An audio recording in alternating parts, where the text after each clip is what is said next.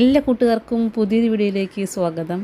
ഇന്ന് ഞാൻ പറയാൻ പോകുന്നത് കാലിലും കയ്യിലൊക്കെ ഉണ്ടാകുന്ന കുഴിനകം, ഈ കുഴിനകം കൂടുമ്പോൾ ഉണ്ടാകുന്ന പഴുപ്പ്, ഇതെല്ലാം പെട്ടെന്ന് തന്നെ നമുക്ക് മാറ്റാൻ പറ്റുന്ന ഒരു ഹോം റെമഡിയാണ്. നമ്മുടെ വീട്ടിലുള്ള 2 ഐറ്റം വെച്ചിട്ടാണ് നമ്മൾ ഈ ഒരു ഹോം റെമഡി ചെയ്യുന്നത്. അപ്പോൾ വീഡിയോ ലാസ്റ്റ് എല്ലാവരും കാണാൻ ശ്രമിക്കുക.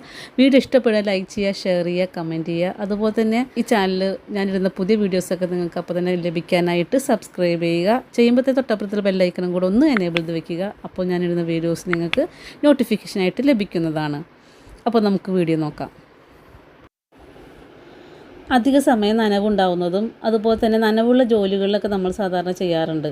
അങ്ങനെ നനവുള്ള ജോലികൾ ചെയ്യുന്നവരിലും പിന്നെ പ്രമേഹ രോഗികൾ, രോഗപ്രതിരോധ ശേഷി കുറഞ്ഞവർ, പിന്നെ കൂടാതെ തന്നെ പാടത്തും പറമ്പിലൊക്കെ പണിയെടുക്കുന്ന ആളുകൾ, ഇവർക്കൊക്കെയാണ് കൂടുതലായിട്ടും ഈ ഒരു കുഴിനകം കണ്ടുവരാറുള്ളത്. അതുപോലെ തന്നെ വളം ഉപയോഗിക്കുന്ന വളത്തിലൊക്കെ പെരുമാറുന്ന ആളുകൾ, അങ്ങനത്തെവരിലും ഈ രോഗം കണ്ടുവരാറുണ്ട്. ഇതുപോലെയുള്ള കാര്യങ്ങളിലൊക്കെ ഏർപ്പെടുന്ന സമയത്ത് നഖത്തിന് ചുറ്റുള്ള ഭാഗത്ത് ക്ഷതമേൽക്കും. അങ്ങനെ ഈ ക്ഷതം ഏൽക്കുമ്പോൾ എന്താ സംഭവിക്കുന്നത് വെച്ച് കഴിഞ്ഞാൽ, ഈ ക്ഷതം ഏൽക്കുന്ന ഭാഗത്തു കൂടി ഫംഗസും ബാക്ടീരിയയും അകത്തേക്ക് പ്രവേശിക്കും. അങ്ങനെ പ്രവേശിക്കുമ്പോൾ നഖത്തിന് ചുറ്റും ചുവപ്പ് നിറവും അതുപോലെ തടിപ്പ്, വീക്കം, വേദന ഇതൊക്കെ ഉണ്ടാവും. അങ്ങനെ ഉണ്ടാകുമ്പോഴാണ് കുഴിനകമായിട്ട് മാറുന്നത്. ഈ കുഴിനകം കൂടുമ്പോൾ അവിടെ പഴുപ്പുണ്ടാവാറുണ്ട്. അങ്ങനെ ഉണ്ടാകുന്ന അവസരത്തിൽ നമ്മുടെ വീട്ടിൽ തന്നെ ചെയ്യാൻ പറ്റുന്ന കാര്യങ്ങളാണ് ഇന്നത്തെ വീട്ടിൽ പറയുന്നത്. ആകെ 2 ഐറ്റം മതി, വളരെ സിമ്പിളാണ്, ചെയ്യാൻ പറ്റിയതാണ്. അപ്പോൾ അതെങ്ങനെ ചെയ്യണം നമുക്ക് നോക്കാം. അതിനായിട്ട് നമുക്ക് ആദ്യമായിട്ട് വേണ്ടത് തുളസി ഇലയാണ്. തുളസി ഇല നമ്മുടെ എല്ലാവരുടെ വീട്ടിലുണ്ടാവും. അത് 2-3 കതിർപ്പ് എടുക്കുക, അതായത് കൂമ്പ് എടുക്കുക.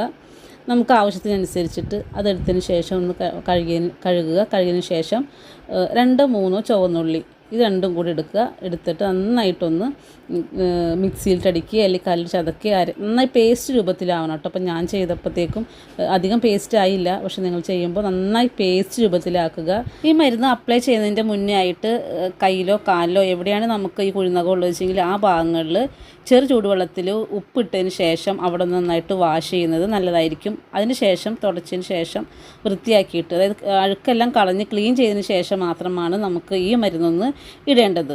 എന്നാലാണ് അതിൻ്റെ ഒരു എഫക്റ്റ് കിട്ടുള്ളൂ. എന്നിട്ട് എവിടെയാണോ വേദന, കാലിലാണോ കയ്യിലാണോ എവിടെയാണ് വേദന ആ ഭാഗത്ത് നന്നായിട്ട് ഇതൊന്ന് തേച്ച് പിടിപ്പിച്ച് വെക്കുക.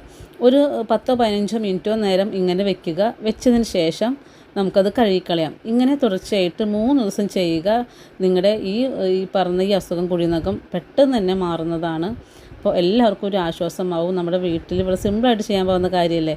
അപ്പോൾ ഇതുപോലെ സിമ്പിളായിട്ട് ചെയ്യാൻ പോകുന്ന കാര്യങ്ങളും ട്രിക്കും ഒക്കെ കിട്ടാൻ വേണ്ടിയിട്ട് ഈ ചാനലൊന്ന് സബ്സ്ക്രൈബ് ചെയ്യുക. അപ്പോൾ ഞാൻ ഇടുന്ന വീഡിയോസ് നിങ്ങൾക്ക് അപ്പോൾ തന്നെ ലഭിക്കും. അപ്പോൾ ഈ വീഡിയോ നിങ്ങൾക്ക് ഇഷ്ടപ്പെട്ടു എന്നാണ് വിശ്വസിക്കുന്നത്. ഇഷ്ടപ്പെടുകയാണെങ്കിൽ ലൈക്ക് ചെയ്യുക, ഷെയർ ചെയ്യുക, കമൻറ്റ് ചെയ്യുക. അതുപോലെ തന്നെ മറ്റുള്ളവരിലേക്കും നിങ്ങൾ ഈ വീഡിയോ ഒന്ന് എത്തിക്കാൻ ശ്രമിക്കുക. അപ്പോൾ വീണ്ടും മറ്റൊരു വീഡിയോ കാണുന്നവരെ എല്ലാവർക്കും നല്ലൊരു ദിവസം ആശംസിക്കുന്നു. Thanks for watching Raheema's world.